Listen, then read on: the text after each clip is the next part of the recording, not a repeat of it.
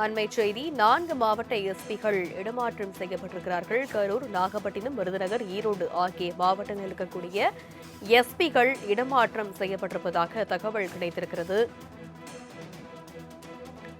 நாகை காவல் கண்காணிப்பாளராக சுர்ஜித் குமார், விருதுநகர் எஸ்பியாக ஸ்ரீநாதா ஆகியோர் நியமிக்கப்பட்டிருக்கிறார்கள்.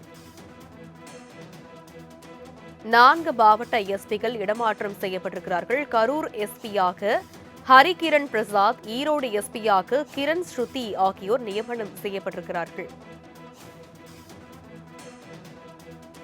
ஏப்ரல் 23 தேர்தல் நடைபெற இருக்கக்கூடிய சூழலில் 4 மாவட்ட எஸ்பிகள் இடமாற்றம் செய்யப்பட்டிருக்கிறார்கள்.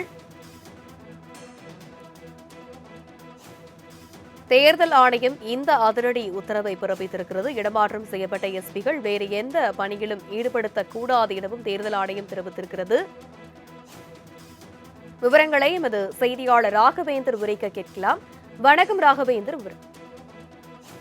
வணக்கம். தமிழகத்தில் தற்போது ஐபிஎஸ் அதிகாரிகள் தமிழக அரசு சார்பாக இடமாற்றம் செய்யப்பட்டு தற்போது நடைமுறையில் இருந்து வருகிறது. தற்போது கூட ஒரு உளவுத்துறை டிஜிபியாக ஒரு பெண் ஐபிஎஸ் அதிகாரி இடமாற்றம் செய்யப்பட்டு இந்த நிலையில் தற்போது எலெக்ஷன் கமிஷன் தேர்தல் ஆணையமே தற்போது ஒரு 4 ஐபிஎஸ் அதிகாரிகள் இந்த ஒரு பதவியும் தேர்தல் முடியும் வரை பங்கேற்கக்கூடாது, பொறுப்பேற்கக்கூடாது என்று தேர்தல் ஆணையம் தற்போது ஒரு உத்தரவை பிறப்பித்திருக்கிறது. அதில் ஹரிகிரண் பிரசாத் தற்போது அவர் கரூர் எஸ்பியாக பணி அமர்ந்திருக்கிறார். இதே போன்று கிரண் ஸ்ருதி ஐபிஎஸ், இவர் ஈரோடு ஐபிஎஸ் எஸ்பியாக பணிபுரிந்து வருகிறார். சுஜித் குமார் தற்போது நாகப்பட்டினத்தின் எஸ்பியாக பணிபுரிந்து வருகிறார். ஸ்ரீநாதா ஐபிஎஸ் அவர்கள் தற்போது எஸ்பி விருதுநகர் ஐபிஎஸ் மாற்றம் செய்யப்பட்டிருக்கிறார். இந்த ஏற்கனவே அதாவது இது போன்று தமிழக ஐபிஎஸ் அதிகாரிகள் இது போன்று அதாவது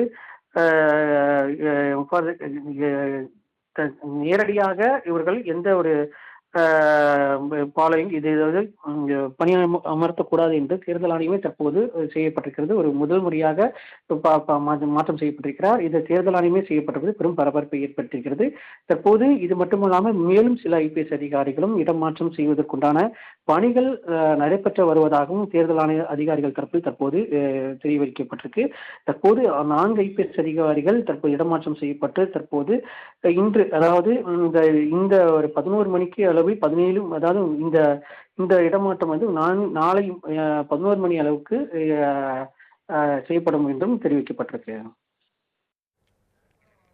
விவரங்களுக்கு நன்றி ராகவேந்தர்.